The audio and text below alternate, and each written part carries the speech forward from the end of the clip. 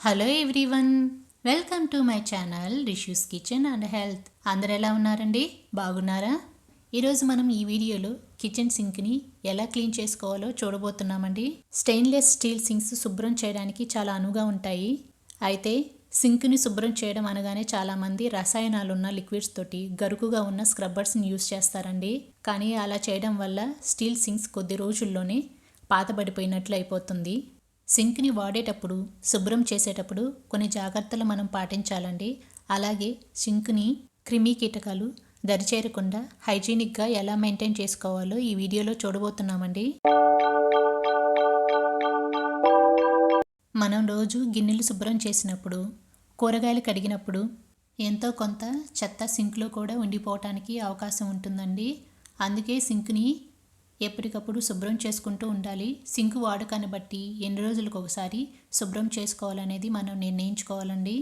ఇక్కడ ట్యాప్కి తెల్లటి చారలు, అలాగే బ్యాక్ సైడ్ తుప్పు పట్టిపోయిందండి. ఈ వైపర్కి కూడా తెల్లటి చారలు, నల్లటి చారలు అనేవి ఏర్పడ్డాయి. ఇలా ఉండడం వల్ల బ్యాక్టీరియా అనేది ఎక్కువగా ఎఫెక్ట్ అవుతుందండి. కాబట్టి మనం కిచెన్ని నీట్గా మెయింటైన్ చేసుకోవాలి. నేనైతే మీకు చూపించడం కోసం ఇలా పెట్టాను, లేకపోతే నేను డైలీ క్లీన్ చేసుకుంటానండి. ఎక్కువగా గిన్నెలు పెట్టుకునే స్టాండ్ సైడ్ ఎఫెక్ట్ అవుతుందండి. అంటే తెల్లటి చారలు అనేవి చూసారా, ఇక్కడైతే చాలా ఉన్నాయి తెల్లటి చారలు. వాటర్ అనేది స్టోరేజ్ ఎక్కువ ఉండడం వల్ల ఇలా చారలు గీతలు గీతలుగా పడిపోతుంది. మనం తొడవకుండా అలా పెట్టేస్తే ఒక తెల్లటి గారలాగా ఏర్పాటయ్యి బ్యాక్టీరియా అనేది చిన్న చిన్నగా ఇంప్రూవ్ అవుతుందండి. మరి దీనికి చెక్ పెట్టాలంటే ఇప్పుడు హోమ్ మేడ్ లిక్విడ్ని మనం ప్రిపేర్ చేసుకుందామండి. ముందుగా ఒక గిన్నెలోకి 2 టేబుల్ స్పూన్లు సర్ఫ్, మీరు వాడే సర్ఫ్ ఏదైనా తీసుకోవచ్చండి. ఉడికించి పెట్టుకున్న ఇడ్లీ పిండి 2 టేబుల్ స్పూన్లు వేసుకోవాలి. డోలో 650 పారాసెటమాల్ టాబ్లెట్ ఒకటి తీసుకోండి. ఇది మనకి ఫీవర్ని పోగొట్టడమే కదండి, మన కిచెన్ కూడా నీట్గా ఉంచుతుంది. 1 టేబుల్ స్పూన్ సాల్ట్ వేసుకొని అరచెక్క నిమ్మరసం పిండుకోవాలండి. ఇడ్లీ పిండి అనేది మనకి మంచి స్క్రబ్బింగ్ ఏజెంట్గా వర్క్ అవుతుందండి. నిమ్మరసం అనేది బ్యాక్టీరియాని రిమూవ్ చేస్తుందండి. వీటన్నిటిని సర్ఫ్లో కలిసిపోయే విధంగా స్పూన్ తోటి మిక్స్ చేసుకోవాలండి. దయచేసి ఎలాంటి కెమికల్స్ వాడొద్దండి. హార్పిక్ మాత్రం అసలు వాడకండి. ఐస్కి చాలా ఎఫెక్ట్ అవుతుంది హార్పిక్ వాడడం వల్ల. ఇప్పుడు కొంచెం వాటర్ పోసుకొని, అంటే ఎక్కువ కాకుండా లిటిల్ బిట్ వాటర్ యాడ్ చేసుకొని స్పూన్ తోటి ఈ మిశ్రమం బాగా కలిసిపోయే విధంగా మిక్స్ చేసుకోవాలండి. కన్సిస్టెన్సీ అనేది ఈ విధంగా రావాలండి. ఎక్కువ వాటర్ కాదు, అలానే తక్కువ వాటర్ కాదు, మీడియంగా ఇలా మిక్స్ చేసుకోవాలి. మీరు కనుక మా ఛానల్ని ఫస్ట్ టైం చూస్తున్నట్లయితే please subscribe my channel and మీ వంతు సపోర్ట్ని మా ఛానల్కి తప్పకుండా ఇవ్వండి. ఇప్పుడు ఒక స్క్రబ్బర్ తీసుకొని మనం రెడీ చేసి పెట్టుకున్న మిశ్రమంలో డిప్ చేసుకొని కొద్ది కొద్దిగా ఇలా తీసుకొని ట్యాప్ పైన చూపిస్తున్న విధంగా అప్లై చేసుకోవాలండి. అలాగే సింకు పై భాగం నుంచి ఇలా చివర్ల వైపు అప్లై చేసుకుంటూ ఉండాలి. రసాయనాలతో కూడిన లిక్విడ్ వాష్లు వాడడం వల్ల సింకు నాణ్యత దెబ్బతింటుంది. సో ఇలా సహజంగా తయారు చేసిన పదార్థాలతోటి మనం సింక్ని క్లీన్ చేసుకోవడానికి మనం ఎక్కువ ప్రిఫరెన్స్ ఇవ్వాలండి. మనకి ఖచ్చితంగా ఇలా జాలి స్ట్రైనర్ ఒకటి ఉండాలండి. కిచెన్ని బాగా మెయింటైన్ చేసుకోవాలంటే ఒక వైపర్, ఇలా జాలి స్ట్రైనర్ ఉంటే మనకి యూస్ఫుల్గా ఉంటుంది. ఏదైనా రా పార్టికల్స్ ఉంటే దీంట్లో వేసినప్పుడు మనకి ఎక్కువ శ్రమ లేకుండా ఈజీగా ఉంటుంది.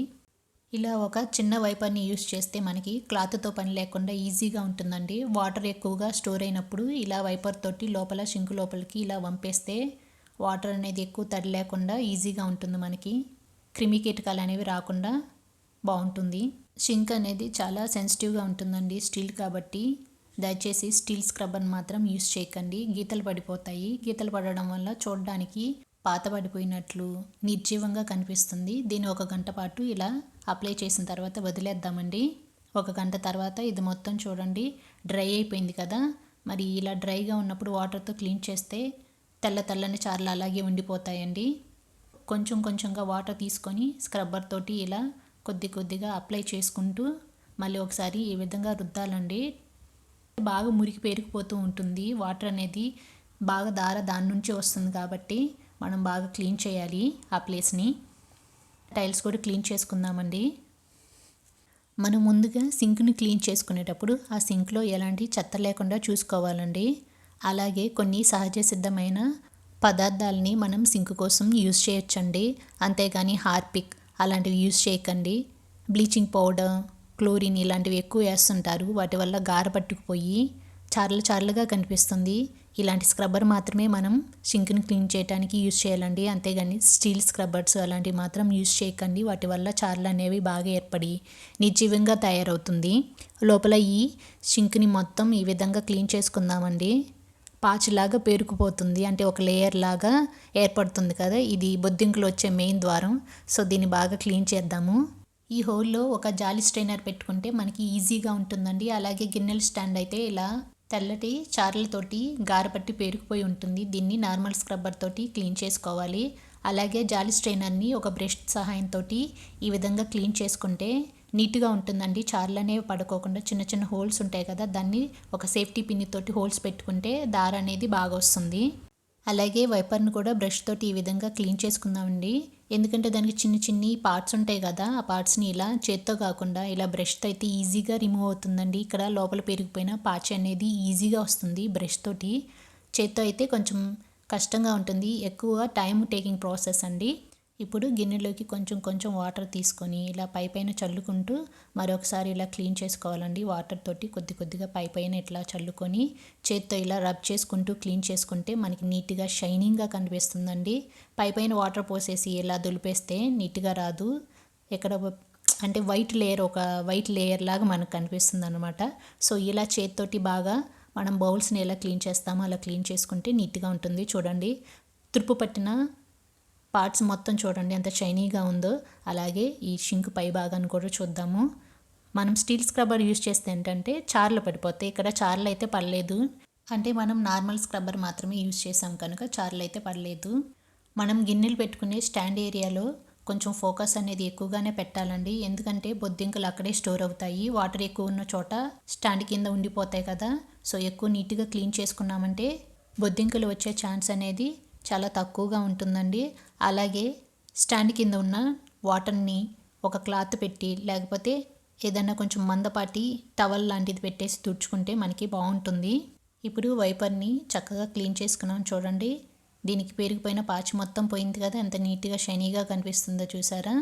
అలాగే జాలి స్ట్రైనర్ని కూడా క్లీన్ చేసుకుందామండి. చిన్న చిన్న హోల్స్లో స్టక్ అయిపోయిన రా పార్టికల్స్ ఉంటాయి కదా, అవి పోవాలంటే మీరు ఒక సేఫ్టీ పిన్ తోటి ఇలా హోల్స్ పెట్టుకుంటే ఈజీగా ఉంటుంది. దార అనేది కూడా చాలా బాగా వస్తుంది. అలాగే సింక్ లోపల భాగాన్ని కూడా వాటర్ తోటి ఈ విధంగా క్లీన్ చేసుకోవాలండి. శుభ్రంగా క్లీన్ చేసుకుంటే మనకి ఎలాంటి ఇన్ఫెక్షన్స్ రాకుండా ఉంటాయి. ఇప్పుడు అంతా ఒక పొడి క్లాత్ పెట్టి తుడుచుకున్న తర్వాత ఇలా జాలి స్ట్రైనర్ని పెట్టేసుకొని ఇదంతా ఒకసారి టవల్తో తుడుచుకొని మీకు చూపిస్తున్నానండి. ఇలా నెలకి ఒక 2 సార్లు క్లీన్ చేసుకున్నామంటే ఓవరాల్గా కిచెన్ షింక్ అనేది అందంగా షైనీగా కనిపిస్తుంది. ఎలాంటి ఇన్ఫెక్షన్స్ అయితే మనకి రావండి. మీరు కూడా ఈ న్యాచురల్ లిక్విడ్ని తప్పకుండా ట్రై చేయండి. ట్రై చేసి మీ ఒపీనియన్ని కామెంట్ బాక్స్లో నాతో షేర్ చేసుకోండి. అంతేనండి. మా వీడియో కనుక మీకు నచ్చినట్లయితే లైక్ చేయండి, మీ ఫ్రెండ్స్కి రిలేటివ్స్కి షేర్ చేయండి, కామెంట్ చేయండి, సబ్స్క్రైబ్ చేయండి. పక్కనే ఉన్న బెల్ బటన్ పైన క్లిక్ చేస్తే మేము పెట్టే నోటిఫికేషన్స్ మీకు వస్తాయండి. Thanks for watching.